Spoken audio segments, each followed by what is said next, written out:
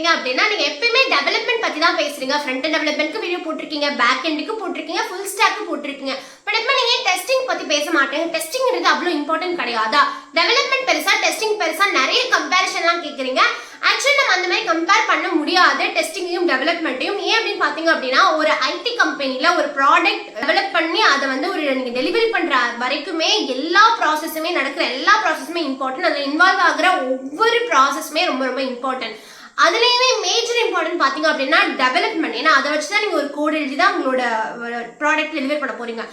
அது மட்டும் இல்லாம டெவலப்மெண்ட் மட்டுமே பண்ணி உங்களோட கோட் ரிலீஸ் பண்ண முடியாது வித்தவுட் டெஸ்டிங். டெஸ்டிங்கிறது ரொம்ப ரொம்ப இம்பார்ட்டன்ட். எல்லாமே கரெக்டா ஒர்க் ஆகுதுன்னு எல்லாமே இருக்கு பாத்தீங்களா? ஸோ இதெல்லாம் ரொம்ப ரொம்ப இம்பார்ட்டன்ட். அப்படி ஒரு ஐடி கம்பெனியோட ரெண்டு கண்ணான டெவலப்மெண்ட் டெஸ்டிங்ல நீங்க எதை சூஸ் பண்ணலான்றது வந்து அப் டு யூ. நீங்க என்னென்ன இதுல லேர்னிங் பாக்குறீங்க, எதாவது டிமாண்டா இருக்கு அப்படின்றத பத்தி தான் நம்ம இந்த வீடியோ என்ன சொல்ல போறோம்னு பாத்தீங்க அப்படின்னா டெவலப்மெண்ட்டுக்கும் டெஸ்டிங்க்கும் என்னென்ன லேர்னிங் கர்வ்ஸ் இருக்கு, ஸ்கில்ஸ் என்ன இருக்கு, என்ன டிமாண்ட் இருக்கு, என்னென்ன இதை படிச்சா உங்களுக்கு ஒர்க் லோட் கம்மியா இருக்கும்ன்ற இந்த மாதிரி ஃபுல் டீடைல்ஸ் நம்ம கொடுக்க போறோம். Please get into video. I am Ramya. I am with software engineer top tech company. First வந்து நம்ம டெவலப்மெண்ட் அப்படின்னா என்னன்னு தெரிஞ்சுக்கணும். டெவலப்மெண்ட் அப்படின்றது என்ன அப்படின்னா ஒரு ப்ராடக்ட் நீங்க ஒரு ப்ராஜெக்ட் பண்றீங்க, என்ன வேணா இருக்கலாம்.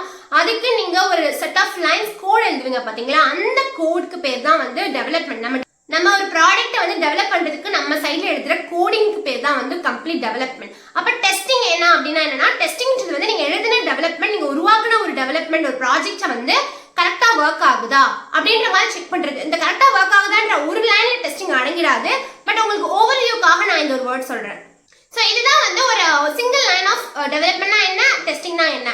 இப்போ நான் வந்து இதோட ஸ்கில்ஸ் பத்தி சொல்ல போறேன், அதோட டிமாண்ட் பத்தி சொல்ல போறேன், லேர்னிங் கர்வ் எங்க இருக்கு, ஒர்க் லோட் எவ்வளவு இருக்கு, சேலரி எவ்வளவு இருக்கு, இதான் நம்ம ஃபுல் அண்ட் ஃபுல் பார்க்க போறோம். ஸோ ஸ்கில்ஸ் பாத்தீங்க அப்படின்னா நீங்க எதுல அதிகமா கத்துப்பீங்க, இல்ல என்னென்ன உங்களோட எஃபர்ட் போட வேண்டியது இருக்குன்னு பாத்தீங்க அப்படின்னா ஃபர்ஸ்ட் டெவலப்மெண்ட்ல பாத்தீங்க அப்படின்னா உங்களுக்கு ஸ்கில்ஸ் வந்து ரொம்ப அதிகமாக எக்ஸ்பெக்ட் பண்ணுவாங்க. ஏன் அப்படின்னு பாத்தீங்க அப்படின்னா நீங்க தான் ஒரு ப்ராடக்டே எழுத போறீங்க. உங்களோட கோட் எஃபிஷியண்டா இருக்கணும். உங்களுக்கு அதுக்கு முன்னாடி வந்து நிறைய கேட்டகரிஸ் இருக்கு. ஆக்சுவலா உங்களுக்கு வந்து ஒரு ப்ரோக்ராமிங் லாங்குவேஜ் தெரிஞ்சிருக்கணும், டேட்டா ஸ்ட்ரக்சர் அல்காரிதம்ஸ் எஃபெக்டிவா தெரிஞ்சிருக்கணும், பிளஸ் வந்து நீங்க உங்களுக்கு நிறைய ஃப்ரேம் ஒர்க்ஸ் தெரிஞ்சுக்கணும். ஏன்னா நீங்க ஒரு ப்ரோக்ராமிங் லாங்குவேஜ் கற்று முடிச்சுட்டு அதை நீங்க வந்து கோடு இது பண்ண முடியாது. ஃப்ரண்ட் அண்ட் பத்தி கத்துக்கனாலுமே உங்களுக்கு 4-5 ஸ்கில்ஸ் தேவைப்படுது. HTML தேவைப்படுது, CSS தேவைப்படுது, ஜாவா ஸ்கிரிப்ட் தேவைப்படுது. ஜாவா ஸ்கிரிப்ட் நிற்க முடியாது. உங்களுக்கு ஆங்குலர், ரியாக்ட் இந்த மாதிரி நிறைய விஷயங்கள் தேவைப்படுது. பேக் எண்ட் நீங்க பண்றீங்கனாலுமே உங்களுக்கு ஏதாவது லாங்குவேஜ் எடுக்கிறீங்க, அப்ப பைத்தான் எடுக்கிறீங்க அப்படின்னா அதுக்கு ஜாங்கோ தேவைப்படுது. அதுக்கு நீங்க SQL படிக்க வேண்டியது இருக்கு. இந்த மாதிரி கான்செப்ட்ஸ்லாம் இருக்கு. ஸோ லேர்னிங் வரும்பொழுது உங்களுக்கு டெவலப்மெண்ட் சைட்ல வந்து அதிகமா படிக்கிற மாதிரி இருக்கும். அதுமே உங்களுக்கு வந்து ஒரு 6 months to 1 year வந்து உங்களுக்கு நல்ல டெடிகேஷன் தேவைப்பட்டாதான் உங்களுக்கு அந்த லாங்குவேஜ் வந்து உங்களால மாஸ்டர் ஆக முடியும்.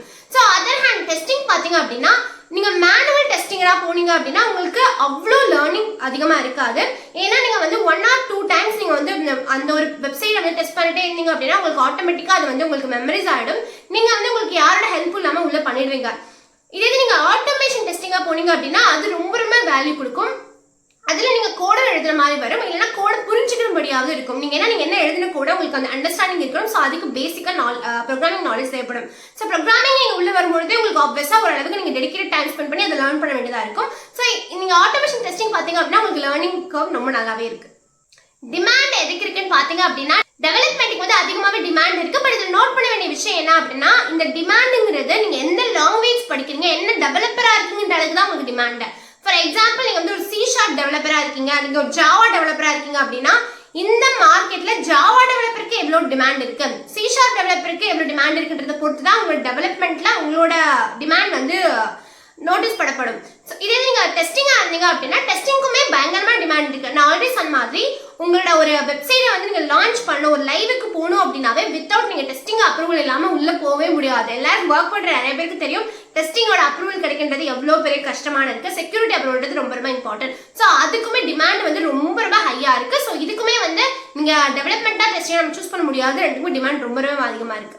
பட் இதுல நோட் பண்ண வேண்டிய விஷயம் என்ன, ஆல்ரெடி சொன்ன மாதிரி மேனுவல் டெஸ்டிங் விட ஆட்டோமேஷன் டெஸ்டிங்க்கு நிறைய டிமாண்ட் அதிகமா இருக்கு. ஒர்க் லோட் யாருக்கு அதிகமா இருக்குன்னு பாத்தீங்க அப்படின்னா டெவலப்மெண்ட்டுக்கு வந்து ஒரு சர்டைன் பீரியட் கொடுத்துட்டு இந்த பர்டிகுலர் டாஸ்க்கை முடிச்சணும்னு சொல்லுவாங்க. ஒரு ஃபார் எக்ஸாம்பிள் ஒரு மந்த் எடுத்துட்டீங்க அப்படின்னா ஒரு ஸ்பிரிண்ட் அப்படின்னா ஒரு 2 weeks எடுத்துக்கலாம். ஸோ ஒரு ஸ்பிரிண்ட்டுக்கு உங்களுக்கு ஒரு பர்டிகுலர் டாஸ்க் அசைன் பண்ணிருக்காங்க ஒரு டெவலப்பருக்கு அப்படின்னா நீங்க அந்த ஒரு ஸ்பிரிண்ட் ஃபுல்லாவே அந்த டாஸ்க் கம்ப்ளீட் பண்ணுவீங்க.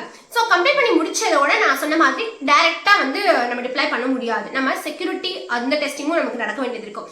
ஸோ ஒரு ஃபர்ஸ்ட் வீக் நீங்க வந்து ஒரு கோட் வந்து நீங்க வந்து டெவலப் பண்றீங்க அப்படின்னா செகண்ட் செட் ஆஃப் வீக் வந்து அவங்க அந்த கோடை வந்து ஃபுல் அண்ட் ஃபுல் டெஸ்ட் பண்ணுவாங்க.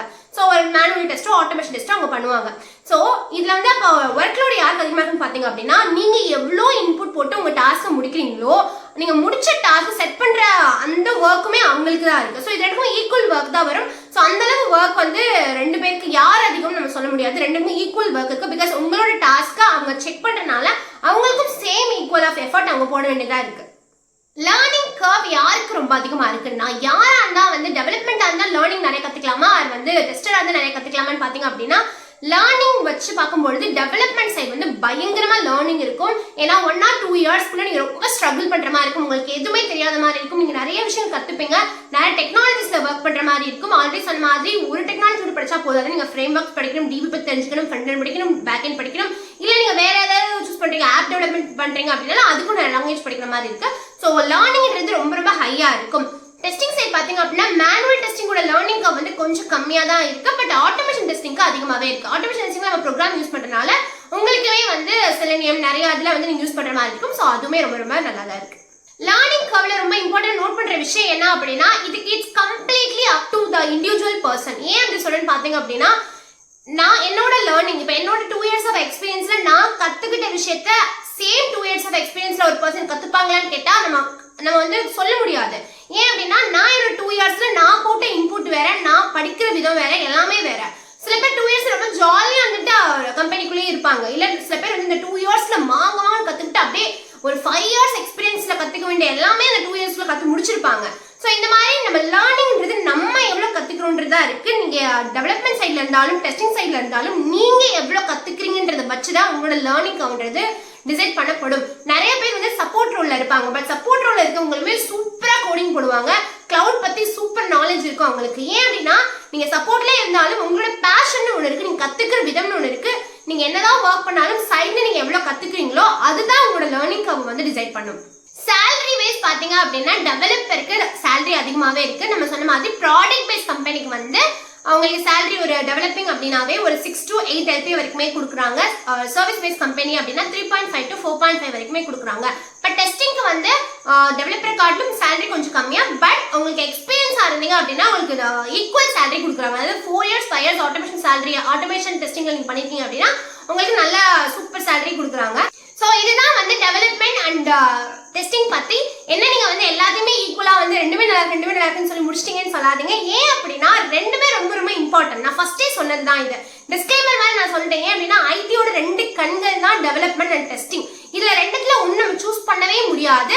பட் உங்களுக்கு எது விஷா இருக்கோ அதை கண்டிப்பா நீங்க சூஸ் பண்ணிக்கலாம். நான் டெஸ்டிங் சைட்ல இருக்கேன், ஆனா எனக்கு டெவலப்மெண்ட் மேல ரொம்ப இன்ட்ரெஸ்ட் இருக்கவங்க டெவலப்மெண்ட் சைடு நீங்க சூஸ் பண்ணிக்கலாம். இல்ல நான் டெவலப்மெண்ட் சைடு தான் இருக்கேன், எனக்கு கோடிங்கே வராது, எனக்கு டெஸ்டிங் சைடு போகணும்னா நீங்க அப்படியே ஸ்விட்ச் பண்ணிக்கலாம். ஸோ நான் சொன்ன ஸ்கில்ஸ், லேர்னிங் கர்வ், டிமாண்ட் இதெல்லாம் வச்சு உங்களுக்கு எது விருப்பமா இருக்கோ நீங்க அதை நீங்க சூஸ் பண்ணிக்கலாம். ஸோ டெவலப்மெண்ட் அண்ட் டெஸ்டிங் சைட்ல டிமாண்ட்ன்றது குறையவே குறையாது. எவ்வளோ தூரத்துக்கு டெவலப்மெண்ட்டுக்கு உங்களுக்கு டிமாண்ட் இருக்கோ சேம் திங் உங்களுக்கு டெஸ்டிங்க்கு இருக்கும். ஏன்னா நீங்க டெவலப் பண்ண பொருள் டெஸ்டிங்கை தாண்டி உங்களுக்கு வெளில போகவே போகாது. ஸோ ரெண்டோட இம்பார்ட்டன்மே ரொம்ப ரொம்ப அதிகம். ஸோ இந்த வீடியோ உங்களுக்கு ரொம்ப ரொம்ப யூஸ்ஃபுல்லாக நம்புறேன். இந்த இப்படி யூஸ்ஃபுல்லாக இருந்துச்சுன்னா ப்ளீஸ் டெக் வித் ரம்யாவை சப்ஸ்கிரைப் பண்ணுங்க. யாருக்கெல்லாம் இன்ஃபர்மேஷன் தோணுதோ அவங்களுக்குலாம் ஷேர் பண்ணுங்க, லைக் பண்ணுங்க. Until then bye by.